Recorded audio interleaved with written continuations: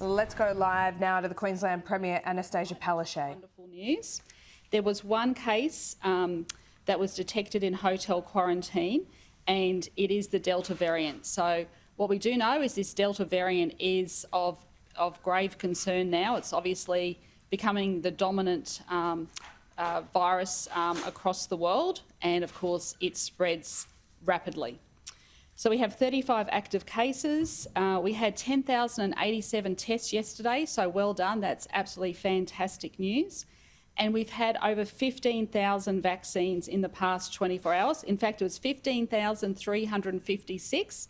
So that is another record. So well done, Queenslanders, coming out and getting vaccinated. That's absolutely fantastic. Now, the other thing we've detected overnight as well is that we've had some spread of the Delta variant in a hotel. It's the Novotel Hotel. So we are making sure that we look at that floor closely. And once again, we just think it's probably a case of people opening the doors. Dr. Young will talk a little bit more about that. But once again, I stress we need to have regional quarantine. This Delta variant is spreading quickly in our hotels. So we are inspecting that, and we'll be doing an investigation in relation to that matter. Now I want to talk about the issues that are happening in New South Wales and in particular in Sydney. So the spread of the virus is of particular concern, of growing concern in Sydney, and they have 21 cases now linked to the Bondi Junction. As we know, this Delta variant is much more infectious than other variants, and we have serious concerns. This Friday, and the Deputy Premier will talk more about this, we'll be easing even more restrictions across Queensland, and we cannot afford to have this Delta variant out in our community. So, to keep Queenslanders safe, we will be following exactly what Victoria has announced last night. So we already closed to the Waverly Council area, but from 1 a.m. tomorrow, in line with the restrictions announced by Victoria, Queensland will close to the following local government areas. They are the City of Sydney, Woollahra, Bayside, Canada Bay, Inner West and Randwick. Now, of course, we haven't heard the update from New South Wales today, so people should be prepared that if there is further spread in New South Wales, this advice may have to be updated during the course of the day or into the evening. Now, we want everyone to be safe, and we wish New South Wales the very best in getting on top of this particular variant.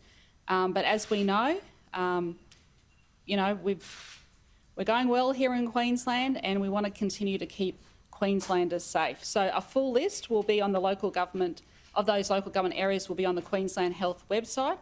Also too, there'll be increased police patrols. We spoke with the Police Commissioner and the Deputy Police Commissioner along our borders, and there will be a lot more random intercepts as well. So please, if you're from those areas, please do the right thing and stay at home, and we'd love to welcome you back to Queensland at a further date. Premier, is there any update on the Sydney couple who went to come and see their father at Ravina?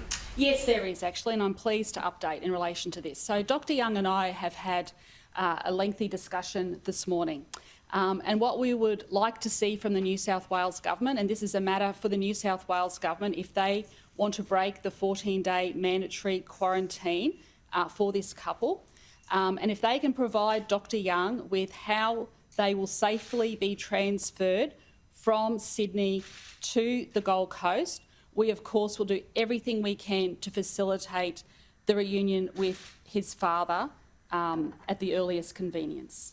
Those arrangements have already been put forward to Queensland Health. They have arranged for a private jet.